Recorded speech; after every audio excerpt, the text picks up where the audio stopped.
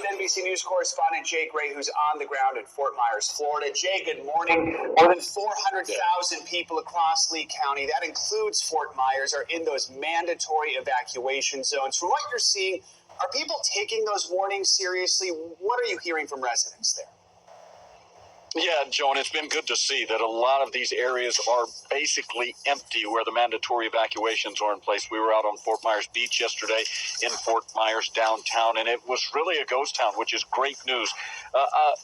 The people here understand storms. They've been through many and recently been through some pretty tough storms. We had Helene, and that's still an issue for a lot of people here. But 2 years ago, Ian, which really ravaged this entire region. And I think this storm escalating so quickly and moving in really got their attention. So it's good to see that a lot of people have decided to move to higher ground, move to a shelter, just make sure that they get out of the way of what is a monster storm and still building, by the way, as it heads towards the coast. As of yesterday evening, we know the Fort Myers mayor said the city dump site for debris from Hurricane Helene, Jay, was officially closed. Were they able to get those streets cleared? It's a real concern. All that debris could be missiles, battering rams when the storm surge and the wind comes. Yeah, Christina, I mean, it's a great point, and they were very aggressive in trying to clean up the mess that was left behind by Helene. And they did. They did get a lot of it clean, but not all of it. And that is a big concern for a lot of people right now, that you still have these piles of debris. And in some areas, we're talking piles that are 2 stories high, if you can imagine, especially out on Fort Myers Beach. And so that's why it became much more critical for people not only to leave the area because of the wind and rain, but because that debris can become projectiles and be very dangerous. So, Jamie, parts of Florida's Gulf Coast are going to start to feel the impacts from Milton in just the coming hours. First the rain, then winds later today.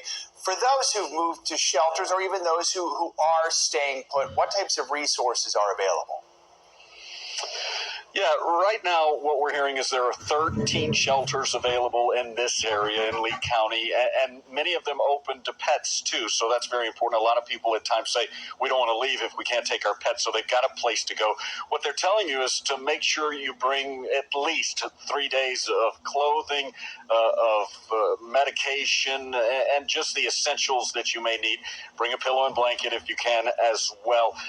The resources available to those that are riding it out will be response teams, but they're also very quick to point out, Joe and Christine, that once the wind reaches about 40, 45 miles an hour, you're riding this out on your own if you've made that decision. They'll get in and help you as quickly as they can after the storm passes, but they're not going to put responders in harm's way to get to you during the storm, and especially at the height of the storm.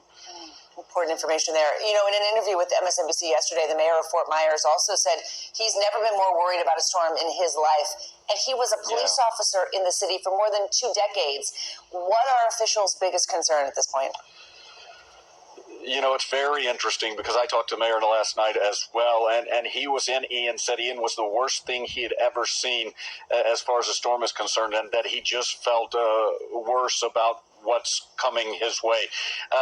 So there is a big concern, not only for the storm surge, which could be massive here in the Fort Myers area, but also the wind ripping apart some of the areas that are barely pieced back together after Ian, and then that wind-driven rain that's just going to push into areas where it's not supposed to be. And so it's really a triple threat here with the wind, the rain, and the surge. And it's at a height that we don't normally see. This is a storm, like I mentioned earlier, that is seeming to gain intensity as well as a larger wind path or a footprint, if you will, as it moves toward the west coast of the peninsula right now. And so that's something that's very disturbing for a lot of people. If there is a sliver of a bit of good news, it's the fact that the speed of this storm has picked up a bit. And so it's not going to linger. It's going to move across rather quickly. But when it does, there's a big concern, Christine, Joe, that it's going to leave quite a mark. All right, Jay, thank you for your reporting. Please continue to stay safe throughout the day here. Thanks for watching. Stay updated about breaking news and top stories on the NBC News app or follow us on social media. It was a scam, wasn't it?